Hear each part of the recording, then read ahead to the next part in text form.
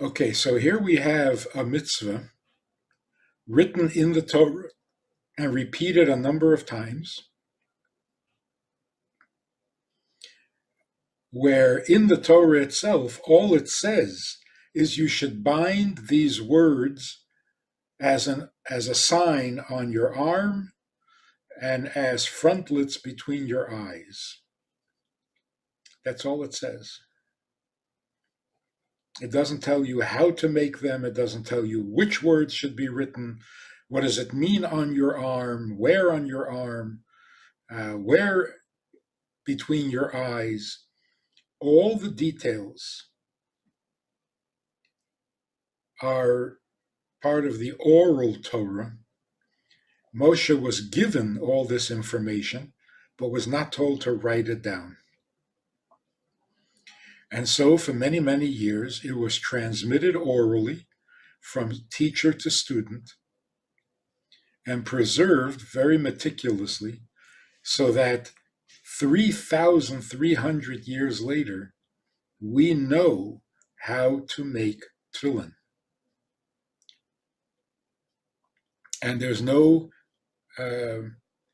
confusion, there are no differences of opinion.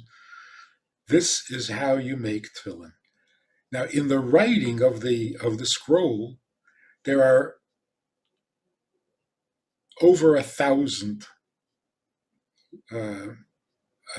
instructions. The scribe has to be aware of all of them. Each letter has to be written a certain way. The scroll has to be prepared a certain way. So many details, and yet they're all preserved. The tefillin, we find the ancient tefillin, 1,000 years old, exactly the same as the ones we're making now. In fact, now it's even a little more professional, a little more perfect in the corners, because we have better equipment. But the same laws, the same rules, the same product, 3,300 years later. And that's something of a miracle, because Jews are very opinionated, Jews are very creative, Jews are very studious, that we didn't come up with different ideas on how to make tefillin or what tefillin should be is a miracle.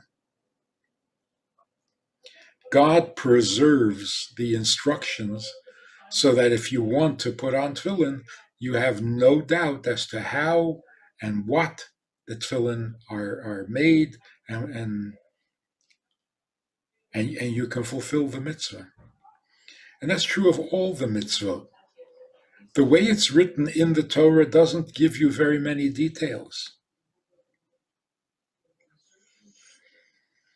But the oral Torah was preserved so meticulously that 3,000 years later, we know what a sukkah is, we know how a mikveh is made, we know how tefillin are made, we know what a lulav and an esrog are, and there's no difference of opinion, which is really quite miraculous. So let's focus on the tefillin. Every mitzvah has a rational and an irrational dimension. Essentially, a mitzvah means do what God wants, what pleases Him. It pleases God that we put on tefillin every morning, weekdays, as a sign. That's why we do it. We do it because He asked, because He expects, because He wants and needs us to do this. The reason for doing it is usually a practical benefit, something that we can gain either spiritually, emotionally, physically. As for example, there's a commandment to eat matzah on Pesach, on the 8 days of Passover. The reason, so that you will remember, all the future generations will remember the exile and the exodus from Egypt. That's the reason. Not the reason we do it. The reason we eat the matzah is because God said we should eat matzah. It's good for him. The reason is a detail in the actual performance of the mitzvah. You do the mitzvah in such a way that your children will know and remember the exodus from Egypt. So although it is a reason, it's not why we do it.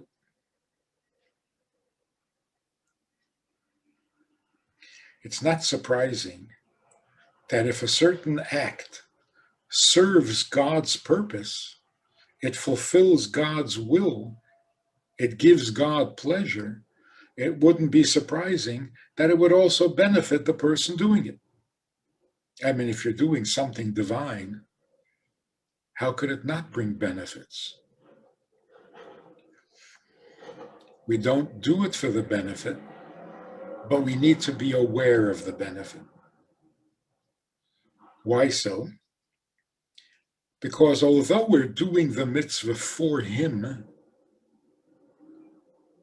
which is humble and obedient and loyal, we are serving him, but the mitzvah is a bond. It connects the person doing the mitzvah with the one who commanded the mitzvah. It connects us to God. When we do what he needs or wants or enjoys, we're connecting to him. But in any good relationship, you want the connection to be total. Every part of me connected to every part of him.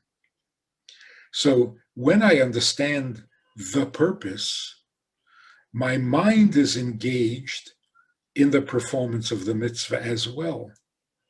If I don't understand the purpose, then my mind is not participating.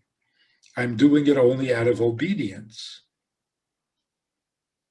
out of love. So we want to be involved in the mitzvah with all of our faculties. We want to engage the mind in the study of the mitzvah, the understanding of the mitzvah, the purpose of the mitzvah. We also want to involve our love, do it lovingly, do it with joy, and do it with loyalty. So that even if I'm not in the mood, I do it anyway because God is always in the mood. When it comes to tefillin, we are told that when you put the tefillin on your head, which is really above your hairline, it says between your eyes, but it means centered on your head between your eyes. But you don't put it on your forehead, you put it on your head. That is the head tefillin. And then you put another tefillin on your arm. On your arm facing your heart. The meaning of it and the effect that that has is that the mind and the emotions, your brain and your heart, are brought together in harmony by the effect of the tefillin. The tefillin on the head introduces godliness to the mind, and the head and the tefillin on the arm facing the heart produces godliness and stimulates godliness in the heart. Now the mind and the heart are in harmony. But if the idea is to engage the heart, Why do we put it on the arm? Why not wrap it around your chest, on the heart? Wouldn't that be better than putting it on your arm facing the heart? By putting it on the arm, you're engaging another part of your system, and that is your action. So by putting it on your arm facing the heart, you're also bringing harmony between your emotions and your actions. So you feel what you know and you do what you feel. So now we have a triple harmony. The mind, the heart, and the actions are all in sync.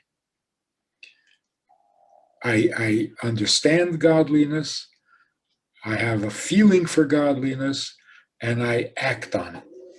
That is the tefillin. The power of the tefillin, when you put it on daily, is that you become centered on godliness. Because, there are many people who have spiritual experiences. They have moments of inspiration, but they fall in and out of that inspiration. It's not consistent. It's not thorough. When you put on tefillin every morning, it causes an internalization of godliness, so that it's not moments of ecstasy or moments of inspiration, but you actually become more godly yourself. That's an internal process. You internalize the godliness, all godliness, so that it inspires the performance of all the other mitzvahs. And that one of the reasons that Rebbe gave for beginning all his mitzvah campaigns with the campaign of putting on tefillin, to stop Jewish men in the streets and ask them to put on tefillin. That was the first project.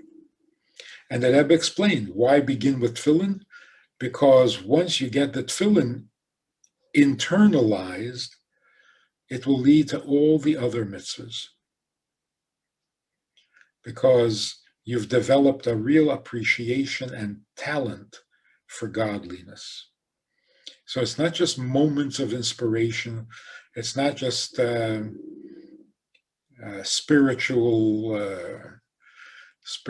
excitement. You become more godlike, meaning you have a feeling for the same things God has a feelings for. Another aspect of the power of tefillin is that it represents a sign. There are a few mitzvahs that are called edus. They are testimonial. Like we observe Pesach to testify that God took us out of Egypt. It commemorates, it reminds. We observe Hanukkah because of the miracle of Hanukkah, Purim because of the miracle of Purim. But then there are also signs. Like, for example, observing Shabbos. There's something unique about Shabbos in that by keeping Shabbos, you are identifying. It's a sign that you and God are on the same page, that you are closely related, bonded, that we are his people, for better or for worse. Tefillin is also a sign, as it says, and you should wear them as a sign on your arm. In other words, it solidifies our identity as Jews. Shabbos does that, tefillin does that. That's why we don't put tefillin on Shabbos, because you don't need two signs. at the same time. So the effect that wearing tefillin has is that it brings respect from the other nations for the Jewish people. It's like a crown, and it has the effect of instilling respect and admiration for the Jewish people on the other nations.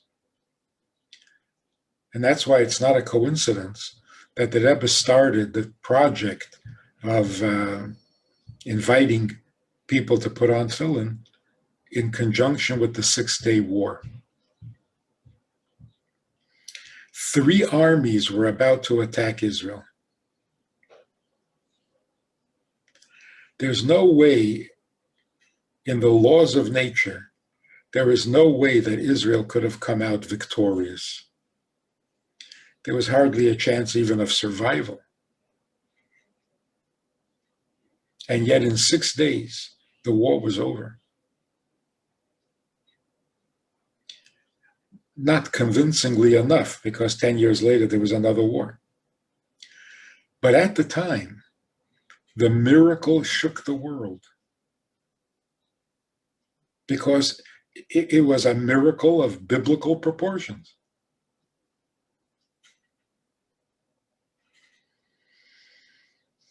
Part of the miracle was that large numbers of, let's say, Egyptian soldiers surrendered to a single tank.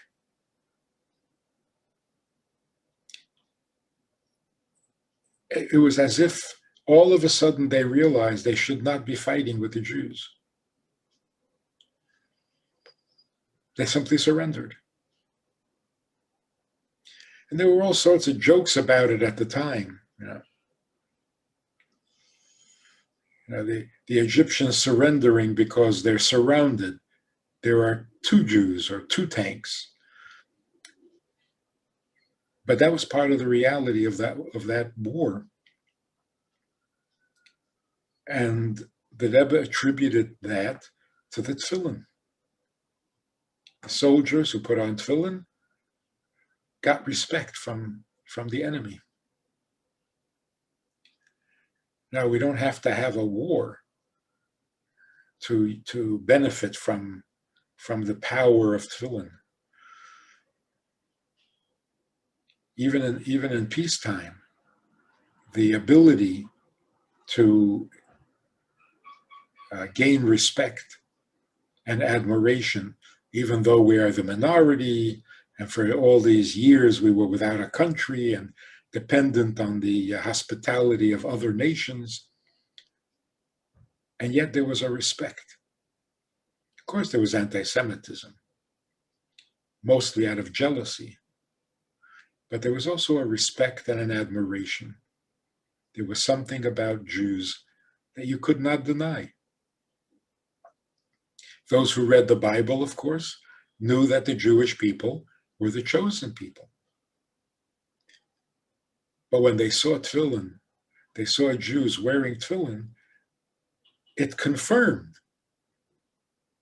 the chosenness of the people. In other words, by reading the Bible, you know that there is a chosen people. But that was 3,000 years ago. That chosen people still exists. How are you going to know? How are you going to know who the Torah is referring to when they say the chosen people? When the world sees Jews living by the commandments of the Torah given to the chosen people, then they know, yes, these are the chosen people. So that is the power of the tefillin. When you start your day with tefillin, you can actually put the tefillin on any time during daylight hours, but if you start your day with tefillin, you put it on your arm and you put it on your head, and you wind the straps down your arm to your palm, you have you have solidified the three major functions of the human being: the thinking, the feeling, and the doing. And you've consecrated it all to God. Like saying, I'm all yours. My head is into you, my heart is into you, and my behavior. I'm all yours. And even if that's only for 5 minutes, it's a very powerful experience and a really positive way to start a day.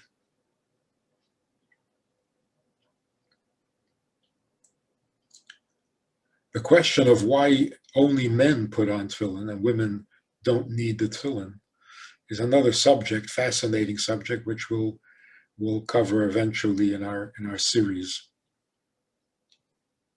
But the tendency to have a alienation between mind and heart, where we know one thing but we feel something else, or we feel one thing but we do something else, that problem is a masculine issue. And so the tefillin are there to be the antidote to that kind of fragmentation, where the heart and the mind are not on the same page, and the actions are not on the same page as the mind or the heart. So, if you ever saw the process, you got a little glimpse of it in the video, but if you ever saw the process of how tefillin are made, the amount of work that goes into it, the details, the precision, the perfection of it, it's an impressive process, and it's in and of itself. And the devotion that the scribes have had throughout the 3,000 years since the Torah was given, that itself is impressive, because you have to be very devoted to maintain that kind of consistency. Even the highly sophisticated and automated factories that produce products, you have to have somebody in charge of quality control. It's got to come out right every time, and that's not easy, even with machines. Imagine the tefillin have to come out right every time. If you mess up, you messed up a year's work. So the quality control is really, really impressive. Impressive in not only in the ability, in the talent, but in the devotion.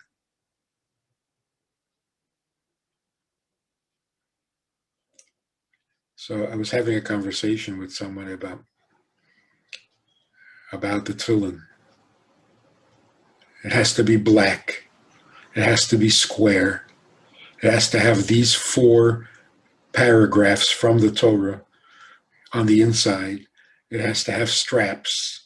It's got to fit on your head in a certain place. It's got to be on your weaker arm, the left arm in most people, the right arm for lefties. It's got to go down your arm 7 times, all sorts of details. And this person said, how do you know that? I said, because it's in the Torah. He said, well, why do you trust the Torah? Very common question, by the way. It's so interesting that we overlook a very simple fact of history and of life. Some of the oldest Torah scrolls go back about 2,000 years.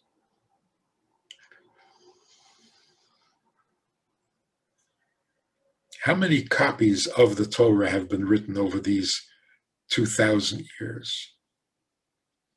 Every community has at least one Torah. Torahs tend to get old. You got to keep them fresh. So you can't just have the original Torah scroll that Moses wrote, dictated by God, because it wouldn't last this long, other than by miracle. So the Torah has been copied and copied for thousands and thousands of communities all over the world, all through history. And because we have fresh copies, we forget this is an ancient document. I said, we know that we should put on tefillin because it says so in the Torah. And he says, so what, what gives the Torah its authority? I said, imagine that there were no copies of the Torah, but somebody found one ancient Torah scroll in a jar someplace in a cave. Just, an example. Every word would be significant to the scientific mind.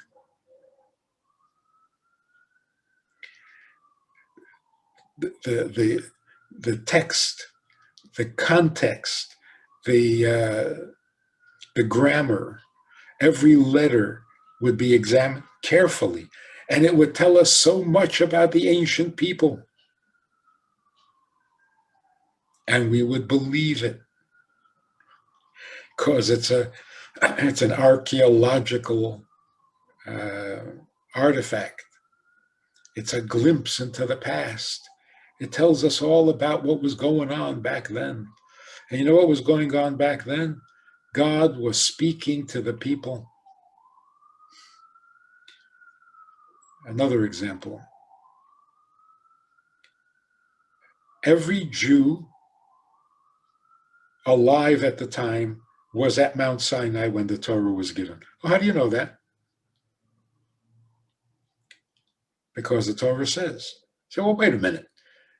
You can't prove the validity of Torah by quoting the Torah, right?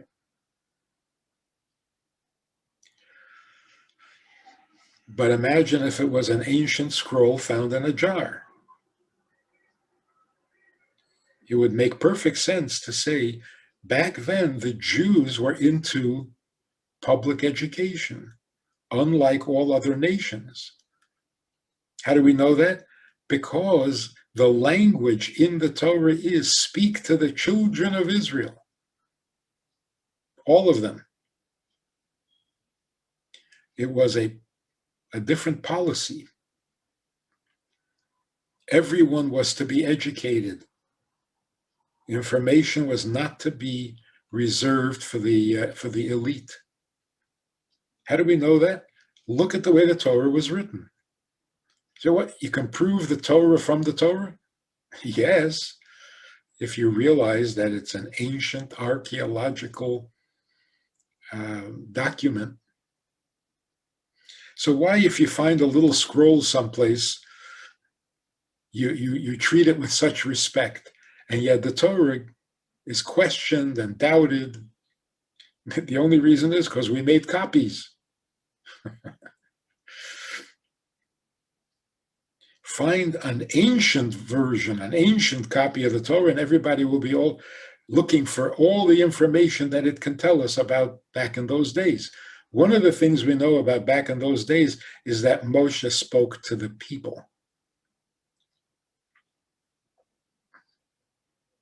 Not only to a few students. So the point of it is that the meticulous attention to detail that has not changed over thousands of years is a testament to Jewish devotion, commitment, loyalty to every detail, to every mitzvah. But on top of that, It's nothing short of a miracle. So when you put on tefillin today, it is exactly the same tefillin that your ancestors wore, that your great-grandfather put on, all the way back to Sinai. And yet, when you do the mitzvah, it is unique. It has a completely unique effect because nobody quite like you ever put on tefillin. So the mitzvah is a combination of the object of the mitzvah and the one performing the mitzvah. The object remains the same. Every person performing the mitzvah is unique, which gives the mitzvah a uniqueness. A woman who lights candles Friday night today is lighting the same candles, the same blessing, for the same purpose, for the same reason, at the same time, meaning before sunset on Friday. And yet, there is something different about this woman that sets her apart from her grandmother, her great-grandmother, and all the women in her family tree, because she's an American. She's a certain personality type. She went through certain experiences that her ancestors did not. So the mitzvah is consistent and the same and unchanging and eternal, and yet every time you do a mitzvah, it's different. In fact, even you doing the mitzvah today is different and unique from the same mitzvah that you did yesterday, because you're not quite the same today as you were yesterday. So the power of the tefillin is both personal, internal, bringing harmony to the processes that make us human beings, as well as having an effect on our relationship with the world. Ultimately, it has an effect on our relationship with God. We bring God into this world, not by meditating on him, but by producing a physical object by his instructions to his specifics, and bringing the physical world, the leather, the animal, the ink, the feather, the table you write it on, it all becomes part of godliness. And once you have a pair of tefillin, it's not leather anymore. Now it's holiness. So when you wear the tefillin, you are wearing holiness. Just like you take a lump of clay and turn it into a work of art, it's not a lump of clay anymore. It now has a soul. Certainly when you take a physical object and make a mitzvah out of it, it is no longer simply a physical object, it now has a godly soul. So by all means, learn more about it, appreciate the mitzvah. If you're already performing it, get a pair of tefillin. If you're not yet performing it, and bring God down to earth and make Jews more respected and more admired in the world. That's power.